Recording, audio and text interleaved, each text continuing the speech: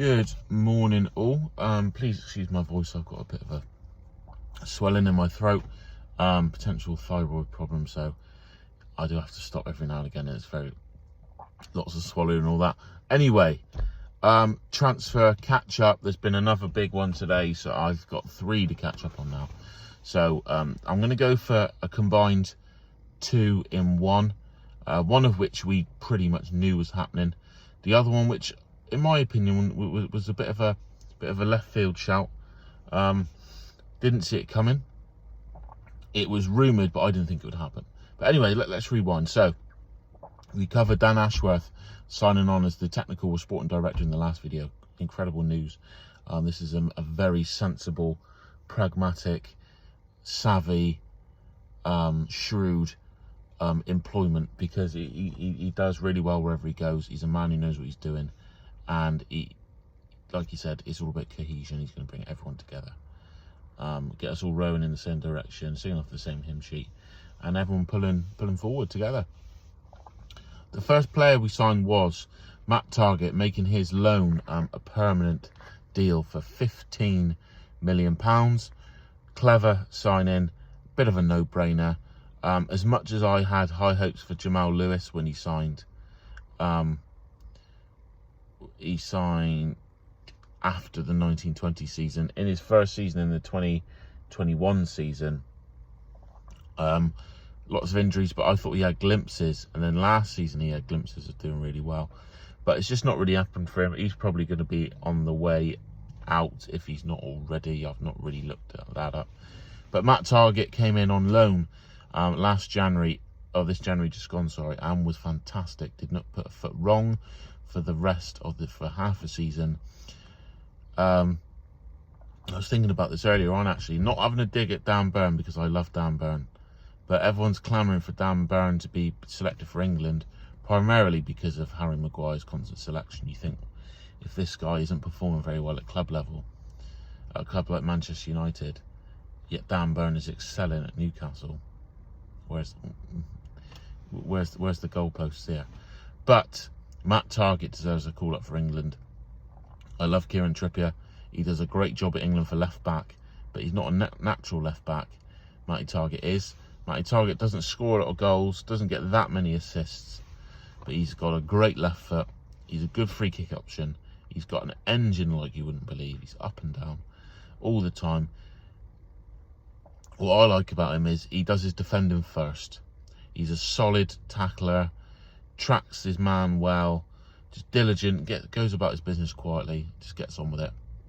He's a defender first. When he has the opportunity to attack, he takes that opportunity, but not the other way around, where a lot of modern fullbacks, it's almost like their priority is to attack, then they worry about the defending later. I realise managers are telling them tactics, plans, strategies, but I like my defenders to defend first. 15 million quid, considering his performance last season, I thought that was a bit of a steal, bit of a bargain. I'm sure Villa could have asked a bit more. I don't know why they didn't. I imagine the player made it clear that he wanted to come up.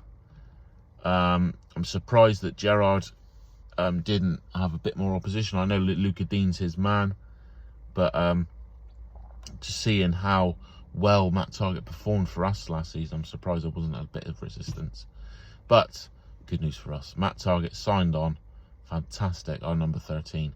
Permanent move. Just seeing how tired I look. I had about 5 hours sleep. I apologise again. Anyway, moving on. Nick Pope. Did not see this one coming. I know it was rumoured, it was spoken about. I just didn't think it would happen. We all wanted Freddie Woodman to succeed at the club long term. You know, local boy, his dad's got links to the club, etc. But it just didn't happen. So then he's gone on a permanent. I believe, I want to say Morecambe, but I don't think it is Morecambe actually. So I don't know. That might be. Is that Matty Longstaff's team? Anyway. So our goalkeeping options reduced down to Dubravka, Carl Darlow, and Martin Gillespie. So what's happening with those two? I imagine Darlow will move on. Darlow showed last season, particularly at the start of the season, that he was good enough to start at a lower Premier League team. Definitely a high-end Championship side. But as soon as Dubravka was fit, he came straight back in, and he was the natural choice, wasn't he? So I imagine Darlow will be going out. So therefore, we need a solid backup goalkeeper. One, to provide good support for Nick Pope, but also to push Nick Pope. Good support for Dubravka, and to push Dubravka and potentially take Dubravka's shirt, because challenge and competition is how teams grow. We don't want players killing each other and fighting and falling out, but we certainly want players pushing each other and going, you need to play better if you want to retain your shirt, my man. So I was surprised. I'm happy because I think he's quite a good player. He's shown for Burnley that he's calm, he's collected. Hopefully he doesn't drop crosses like he did against us when he plays for us. But he showed against Burnley that he was good, he was competent. He got in the England team. He's a big lad, 6'6", another English player. You know, we could have, if Jamal Lascelles started centre half, we could have a fully English back five come start of the season. So very happy. Matt Targett 15 million. Nick Pope is an undisclosed fee, but I've heard 10 million. So from what I can tell, from what I've heard, we've got about 100 million to spend this summer, and we spent 25 of that securing a long-term left back and getting a goalkeeper into challenge. What else do we need? I would say we probably could do with another winger, maybe, definitely a striker, and definitely a centre back, which might have been finalised yesterday and today. So I'm going to do a longer video on a Mr. Sven Botman. Reports are that he passed his medical yesterday. I'm going to do a proper video on him later on, because for 35 million, he is a bit of a flagship signing, much like Bruno Guimaraes. But Botman's a lad we've been after for a while, and the fact that we've beaten a certain AC Milan, Italian champions, superpower of Europe, to sign him is massive. Anyway, just a quick video on my way back from work. Please like, comment, subscribe, and see you later.